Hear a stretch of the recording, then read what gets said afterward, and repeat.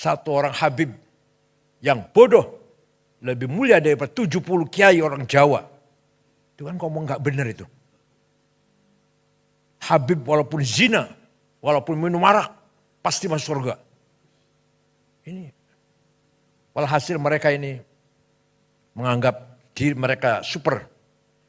Kiai-kiai Jawa ini yang bukan Habib di bawah mereka. Ini bertentangan dengan Quran dan bertentangan dengan Rasulullah sendiri. Inna akramakum indallahi atqakum. Yang mulia di mata Allah adalah yang paling bertakwa. Indonesia bukan negara agama dan bukan negara suku. Indonesia yang terdapat 6 agama itu yang resmi. Yang tercatat Pak Catur. Yang tercatat masih banyak lagi. Agama kita ini Darmo Gandul, Gotoloco, Sambelun, Subud, Parpalin, Kaharingan, Kapitayan, Karuhunan, Sunda Wiwitan, Pedayakan. Masih banyak lagi agama, ada 200 barangkali tradisinya. Negara agama Indonesia ini. Bukan negara suku, bukan negara Jawa, Sunda, Batak, Dayak, Madura, bukan. Indonesia. Yang di dalamnya ratusan suku. Berapa? 400 ya? Lebih suku ya? 400 lebih suku dan dunia tengah berubah.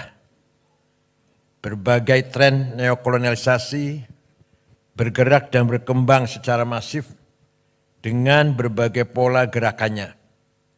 Virus ideologi radikal, intoleransi, ekstremisme dan terorisme telah berkembang menjadi senjata efektif untuk menghancurkan kedaulatan sebuah negara. Kalau di dunia Islam dimulai dari Arab Spring, Ar-Rabi' al-Arabi, dimulai dari Tunis, kemudian Mesir, Libya, sekarang masih Suriah, dan seterusnya. Insya Allah kalau kita, selama kita masih memperkuat ukhuwah di antara kita, insya Allah Arab Spring gak akan berpengaruh untuk kita semuanya. Kalau toh ada pengaruhnya sedikit. Dengan cara membelokkan narasi sejarah dan kebudayaan, serta melakukan berbagai adu domba, kelompok intoleran dan radikal terorisme terus berusaha merebut masa depan suatu bangsa. Dengan menggunakan diksi-diksi agama yang terdistorsi dan dipolitisasi, serta dengan mengorbankan sentimen atas nama agama. Ideologi radikal, intoleransi, ekstremisme dan terorisme bergerak merekrut dan menghegemoni para pengikutnya baik secara terbuka maupun secara tertutup. Sejak dulu ada, zaman Nabi pun ada, maka turunlah Al-Quran, ayat Al-Quran, wal murjifuna fil madinati lalugriyannaka bihim thumma la yujawirunaka fiha illa qalila. Muhammad, wal murjifuna fil madinah, orang-orang atau kelompok yang bikin gaduh di Madinah, usir Muhammad. Jangan berkesempatan hidup bersamamu di Madinah. Sekarang kita sedang menyaksikan radikal yang berada terjadi di Bangladesh. Sampai jelas di mata dunia, di depan mata dunia, konflik antara Islam dan Hindu di sana. Presidennya Nyai Hasinah lari terbirit-birit ke India. Sudah terlalu lama juga sih jadi presiden, bosan sudah. Juga kekerasan di Inggris yang selama ini harmonis, beberapa umat Islam menduduki jabatan penting. Pernah menjadi wali kota di London. Pernah ada dubes Inggris di Indonesia Muslim. Namanya siapa? Abdul Azim namanya. Periode 5 tahun yang lalu ya. Sekarang sedang bergejolak. Kekerasan terjadi di Inggris, terutama di London, antara umat Islam dan Muslim. Jelas pasti ada yang mengadu domba. Fenomena pembubaran Jamaah Islamiyah dan keberadaan teroris attack merupakan pertanda lahirnya babak baru penyebar luasan ideologi radikal, intoleransi, ekstremisme dan terorisme yang bergerak masif secara terselubung dan undercover. Menurunnya indeks potensi radikalisme bukan pertanda perang terhadap gerakan dan paham radikal terorisme berakhir. Kelompok intoleran dan radikal terorisme kini tengah menyusup, bergerak senyap, dan mengkonsolidasikan kekuatannya dengan strategi infiltrasi dan akuisisi di semua sektor kehidupan sosial, ekonomi, politik, kebudayaan, kesehatan, pendidikan, pertahanan, dan keamanan.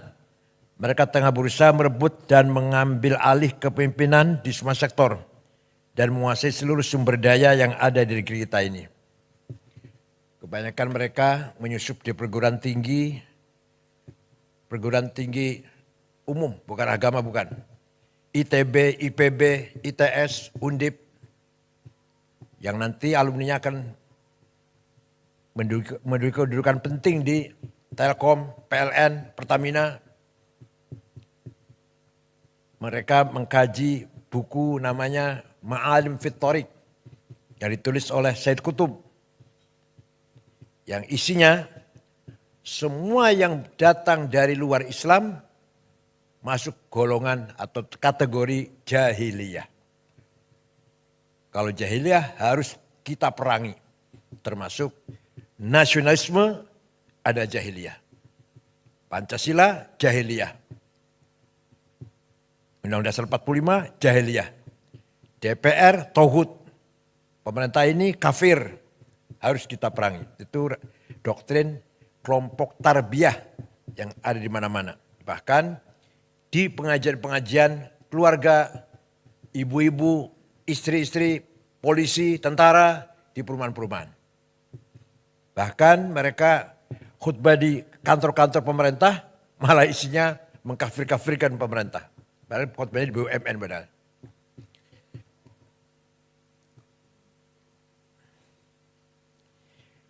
Para penyelenggara negara, aparat penegak hukum dan khususnya BNPT harus lebih waspada dan melakukan screening secara lebih detail terhadap sel-sel intoleransi dan sel-sel radikal terorisme yang lebih luas di ruang publik.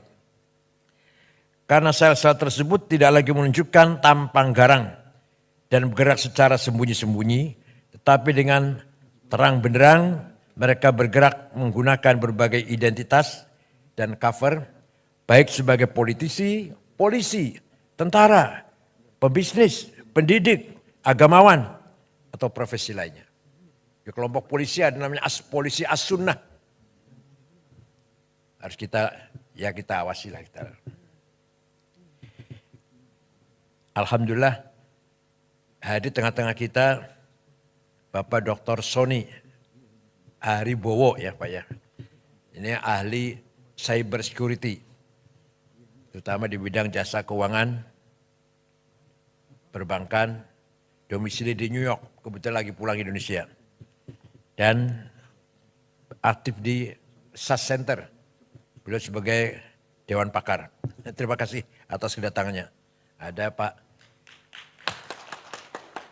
dari SAS Center ada Pak Singgih, ada Pak Gus Gofur, Mas Pungki, satu lagi apa Mas Pungki? Pak Dwi. Mas Pungki ini dulu wartawan, apa sekarang masih wartawan juga?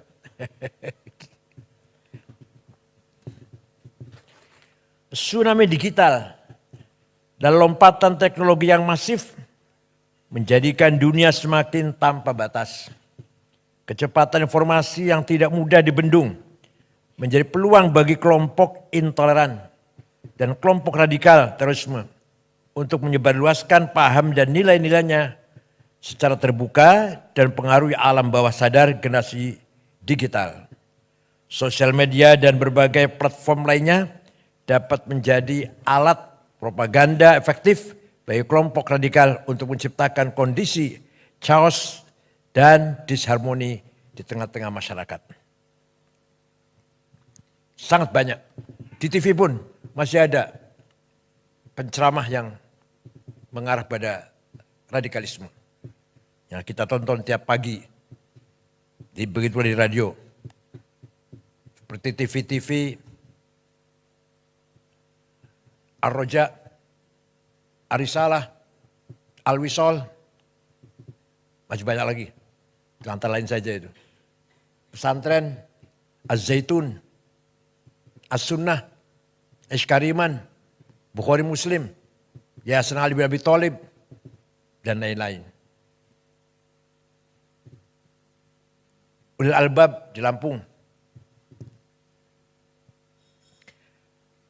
Maraknya siber attack, serangan siber, dan digital terorisme yang dibarengi dengan pressure terhadap imunitas ideologi warga bangsa Indonesia di tengah serbuan ideologi transnasional, bila dibiarkan dan tidak diantisipasi, berpotensi mampu meretakkan kedaulatan nasional bangsa Indonesia dan mengacaukan kesatuan dan persatuan Indonesia. Kedaulatan digital harus diprioritaskan selain keberadaan kedaulatan teritorial yang juga harus dijaga. Penguasaan terhadap teknologi dan infrastruktur digital secara mandiri, keberadaan regulasi yang tepat, dan pengembangan talenta digital memadai, serta upaya literasi digital harus terus didorong dan difasilitasi agar seluruh stakeholder bangsa dapat menjadi ujung tombak penjaga kedaulatan digital Indonesia. Di DPR pernah dibahas nggak Pak Anwar Sanusi? Pak Anwar Sanusi, di DPR dibahas nggak? Nggak, pengamanan digital, keamanan cyber, dibahas nggak di DPR? Komisi berapa itu? Komisi berapa? 3. Dampak krisis global dan residu politik Pilpres 2024 harus segera dimitigasi dan disolusikan bersama, sehingga persatuan kesatuan nasional dan masa depan bangsa tidak terkoyak. Benang kusut perbedaan pandangan dan pilihan politik harus diakhiri dan rasa persaudaraan sebagai sama warga bangsa harus segera dipulihkan kembali. Memang terus terang kita malu dengan pemimpin yang non-muslim kalau kita bicara agama ya. Kita dapati pemimpin muslim yang amburadul, yang kacau balau, semrawut. Betapa kita bangga atau kita acungi jempol, kita hormati pemimpin yang non-muslim. Seorang Perdana Menteri Belanda, siapa namanya itu? Lupa namanya. 14 tahun jadi Perdana Menteri. Setelah serah terima jabatan, pulang pakai sepeda pancal. Gak ada pengawal, gak ada yang nganter, pakai sepeda pancal. Mantan Perdana Menteri Belanda. Baru saja serah terima jabatan dari kantor, pulang naik sepeda pancal. Beberapa pejabat yang saya tahu di Australia tanpa pengawal. Gubernur tanpa dikawal, saya pernah jumpa. Di kita yang beragama Islam, yang kaya dengan dalil ayat Quran dan hadis. 330 triliun entah kemana itu. Itu saya jumpa dengan seorang jaksa, gak usah sebut namanya. Kalau dibuka sebenarnya 1000 triliun, bukan 330. Sebenarnya 1000 triliun kerugian negara di tambang timah itu. Padahal beragama Islam padahal. Arsenal jamaah lagi. Momentum 17 Agustus di depan mata. Maknai kemerdekaan Indonesia harus lebih bisa dimaknai sebagai momentum untuk melakukan refleksi, evaluasi dan menyusun rencana aksi guna mewujudkan cita-cita kemerdekaan Indonesia. Kalau dalam bahasa Arab, muhasabah, introspeksi. Kemudian kalau kita menjumpai kegagalan, mu'atabah, blaming self. Jangan nyalakan orang lain. Kemudian ke depan, muraqabah. Tetap kita membangun optimis. 17 Agustus adalah momentum mensyukuri nikmat kemerdekaan. Dengan mengisinya, meningkatkan pelayanan dan pemihakan terhadap nasib dan masa depan rakyat Indonesia. Bukan sekedar perayaan pesta pora yang menghabiskan 87 miliar.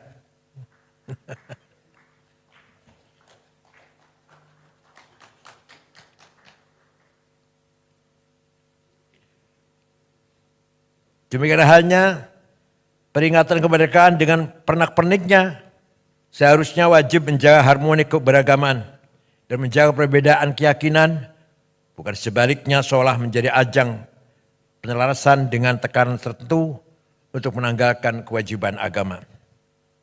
Di sini dibutuhkan kelompok yang betul-betul mengawal moral bangsa, baik dari ulama Islam maupun dari para agamawan, agama-agama yang lain. Al-Quran jelas sekali. Wala tasubbul ladzina yad'una min dunillah fayasubbul adwan bighairi ilm. Kadzalika zayyana likulli ummatin amalahum. Kamu jangan mencaci maki non-muslim. Jangan caci maki orang yang tidak menyembah Allah. Jelas sekali Quran itu. Karena masing-masing kelompok umat mempunyai kebanggaannya masing-masing. Tidak boleh kita saling mencaci maki, harus kita hormati. Wala tasubbul ladzina yad'una min dunillah.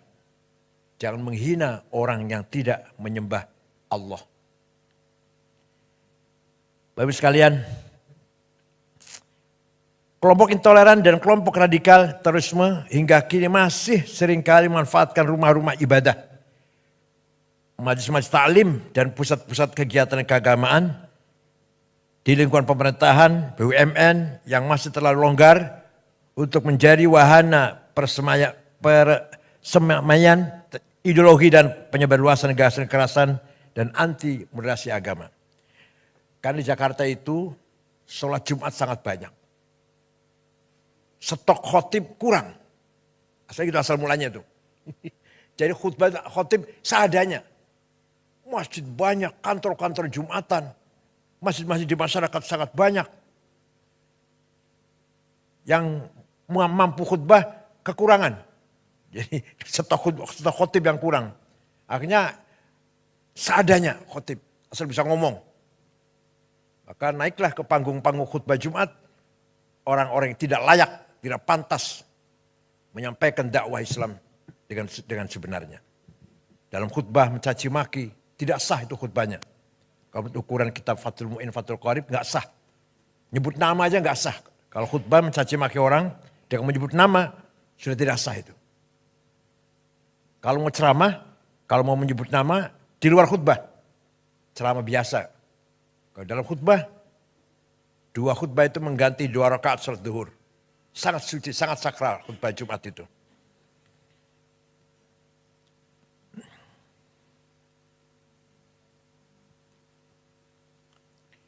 Rumah-rumah ibadah,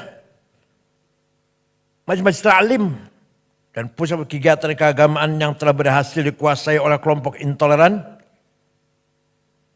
seringkali berubah fungsi dari yang seharusnya menjadi pusat ketaatan dan pusat peradaban yang menyebarluaskan kasih sayang, kemanusiaan dan menggerakkan kemajuan berubah menjadi pusat penyebarluasan kebencian, kekerasan, konflik dan perpecahan.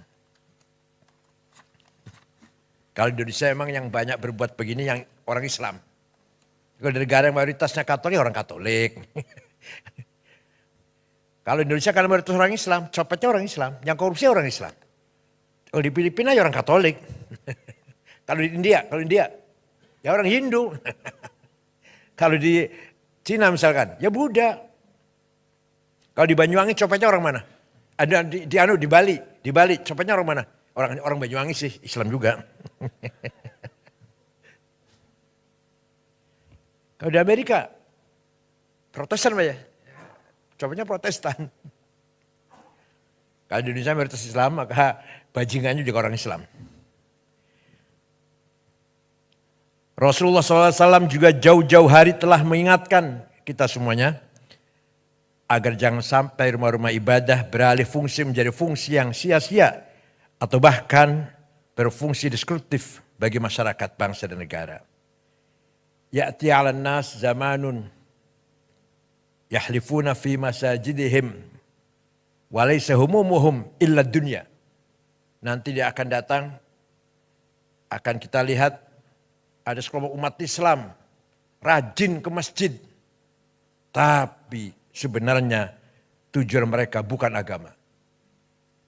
urusan dunia, politik, harta atau lain-lain. Bukan untuk ibadah. Sudah ada hadisnya itu. Fala tujalisum. Jangan kamu pergauli mereka itu. Rawahu Al-Hakim.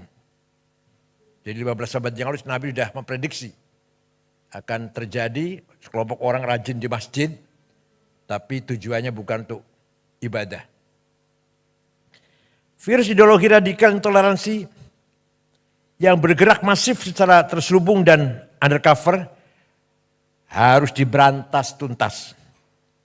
Imunitas ideologi harus diperkuat, konsensus nasional, spirit kebinekaan, dan spirit cinta tanah air harus terus dijaga dan dikonsolidasikan.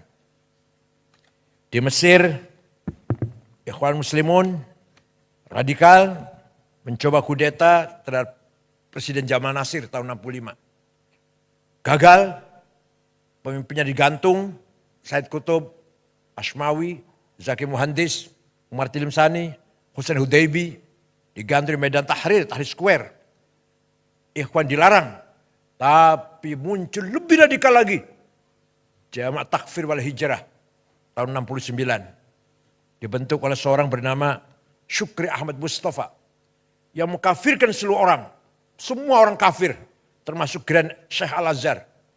Itu yang membunuh Presiden Muhammad Anwar Sadat tahun 81, membunuh Menteri Wakaf Haji dan Wakaf Husain Al-Zahabi, membunuh wartawan senior Yusuf Sibai. Kemudian Husni Mubarak memberangus mereka. Ternyata tidak habis, nggak bisa habis. Kebanyakan mereka sembunyi di gurun-gurun Sinai, antara lain namanya Ayman Al-Zawahiri. Kemudian pergi ke Afghanistan, jumpa dengan Usama bin Laden dari Saudi, bergabung menjadi satu mendirikan Al-Qaeda. Dari Mesir namanya Ayman Al-Zawahiri. Kalau ISIS didirikan oleh seorang remaja umur 22 tahun dari Jordan namanya Mus'ab Zarqawi. Yang jelas 1000% made in Tel Aviv. Kalau ISIS. Kalau Al-Qaeda enggak, bukan made in Tel Aviv. Al-Qaeda made in Afghanistan. Kalau ISIS, Mus'ab Zarqawi memang domisili di Tel Aviv, anak Jordan. Kemudian terbunuh, diteruskan oleh Abu Bakar Al-Baghdadi. Yang nama aslinya Awad bin Ibrahim Al-Badri. Sudah terbunuh juga sudah. Rasulullah juga bersabda pula, "Sakhruju min did hadzal rajul qaumun yatluna al-Qur'an wa la yujawizu halaqi ma hum syarh khalqa wal khaliqah." Akan muncul dari umatku orang yang membaca Quran tapi tidak melewati tenggorokannya, artinya tidak paham. Letterlek, hitam putih. Mereka adalah syarh khalqi, sejelek-jelek manusia, wal khaliqah, bahkan lebih jelek daripada binatang. Lastu minhum wa laysu minna. Saya tidak termasuk mereka, mereka tidak termasuk golonganku. Rawahu Muslim.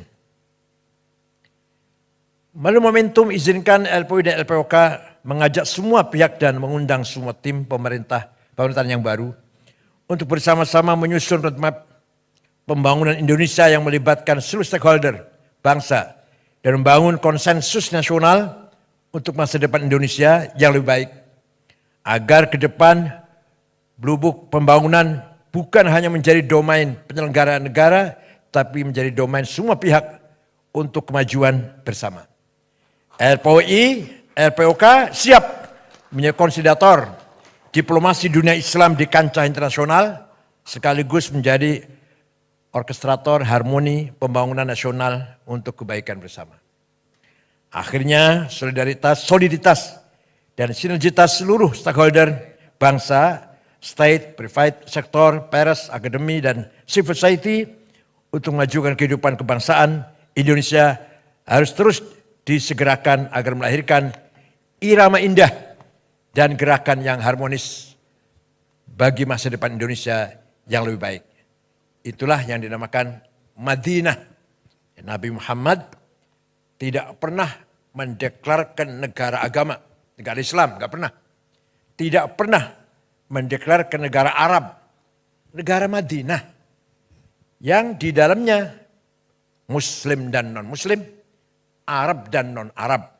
Yang Islam pendatang dan pribumi. Diberlakukan sama hak dan kewajibannya. Maka negara yang dibangun Nabi Muhammad adalah Madinah, bukan negara Islam, bukan negara Arab. Seperti Indonesia. Indonesia bukan negara agama dan bukan negara suku. Indonesia yang terdapat 6 agama itu yang resmi. Yang tercatat Pak Catur. Yang tercatat masih banyak lagi. Agama kita ini. Indonesia bukan negara agama dan bukan negara suku. Indonesia yang terdapat 6 agama itu yang resmi. Yang tercatat Pak Catur. Yang tercatat masih banyak lagi. Agama kita ini.